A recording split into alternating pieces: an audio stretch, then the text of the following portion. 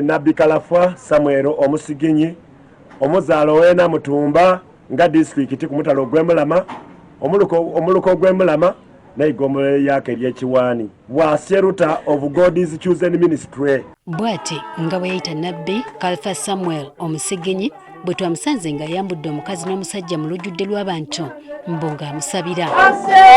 Ono yakulembera lyayita essinzizo Le Shelter of God's Chosen Ministry era nga mutuuze mu ggombolola y'Ekiwanye mu disitulikiti y'e Namutumba kyokka ng'ekkanisa eno erina amatabi mu Namutumba, Kaliro, Looka mu bugwanjuba bw'eggwanga wabula ng'ettabi ekkulu liri mu disitulikiti y'e Tororo.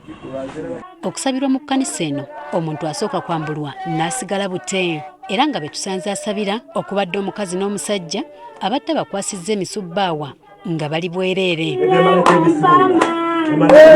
Mu kusaba kuno essira asinze kulisa ku mukyala ng'onamukakkanyeeko ku mubiri omwereere n'amuteekako omumwa olwo n'atandika okumukomba ng'eno bw'afujja amalusu ebbali mb'olwo ng'amunuunamu ebikyamu ebimulimu.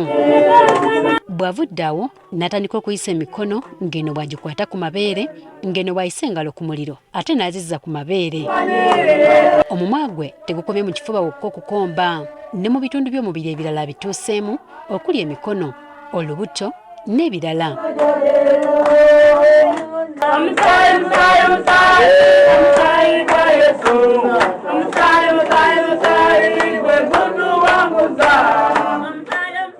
Ng'amaze awo akidde okumuyiira ebintu ebiteeberezebwa okuba amazzi ng'eno bw'amusonseka engalo z'abadde asabise mu kagoye aka kyenvu mu lubuto ng'ogamba nti alina kyasikayo. Bino byonna nga bigenda mu maaso nga gwe basabira awaniridde emisubbaawa butengerera n'emikono ebiri. Byonna nga biwedde yeebuutikidde mu kigoye olwo n'atandika okucunga abagoberezi be okusaba.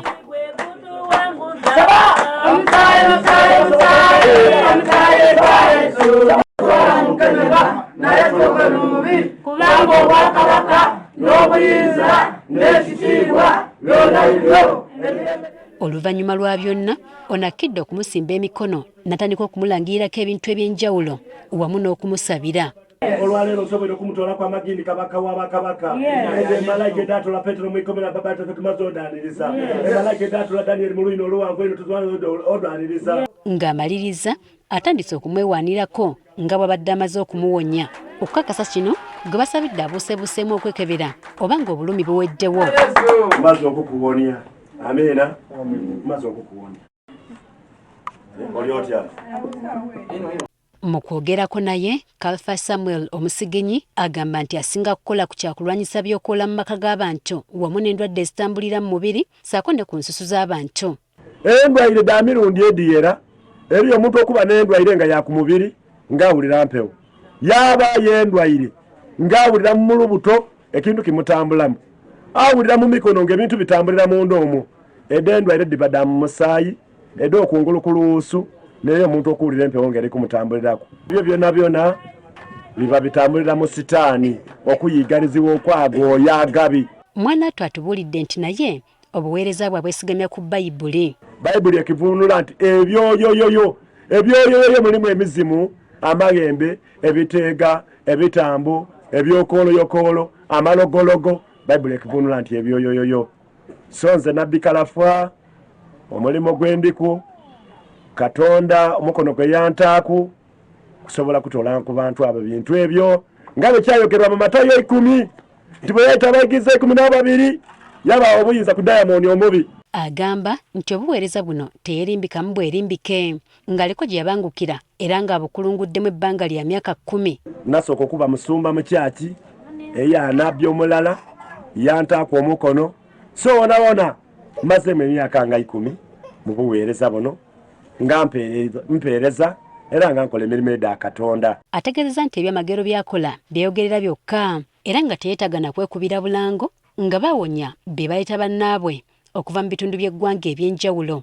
Ndifuna empeera okuva mu igulu oba ndifuna empeera okuva mu bantu kubanga abantu bangi abawonezebwa nga bayita ya Nabbi Kalafwa era nga mbawonya okuva buli mundugi kubanga nze ntambula njapaka mu Bakolomoojo Amulya Soroti muno njapaka Kapa Buluuli Mijeera Nakasongola paka buli munju yinjayo olw'okusimulula abantu tyekuba bulango naye omuntu yemponiiza n'akobera ku mwine nti muna ye musaada ali eyo asobola okusimula lwa kizibu kyo. Bishop Noah Muwagula atwala abalokole mu disitulikiti y'e Namutumba avumiridde ebikolwa eby'ekika kino. Abantu ng'abayirimbika mu kanisa nti baweereza ba Katonda ati ndi pasita ndi bishopu naye nga tina ekyo kyali.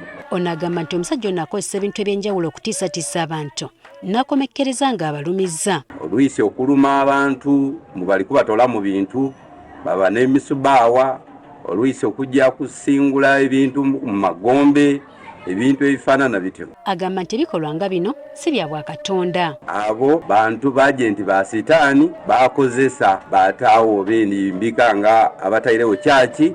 Kyokka okusinziira ku ono guno si gwe mulundi ogusoose ng'abantu nga bano balabikira mu kitundu kyabwe. Twatwala siteepu twajja kuno waladisi wadiso twabategeeza ku abadisi abaaliwo mu kaseera ako kubanga ekiseera kibiseewo kinene twakoba bannange omuntu akola ebintu bino ebitagwanire ng'okuluma abantu yayambula omuntu engoye oyo timuweereza wa Katonda. Asabye gavumenti okuvaayo okulwanyisa abantu nga bano nti kubanga bo tebabasobola olw'okuba nti obuyinza bwabwe buliko ekkomo. Mulina okola ki okubanooneekerezaaku nga gavumenti kubanga ife bwe tira okubanooneekerezaaku akoba zineewandiisa ate nze gavumenti yatuyikiriza okusinza nga bwe tukola ki bwe twenda. Olwo abantu bangi abazze nga bavaayo n'ebidiinidiini eby'enjawulo wadde ng'olumu gavumenti ebanguyira n'ebakwata n'amasinzizo gaabwe ne gaggalwa.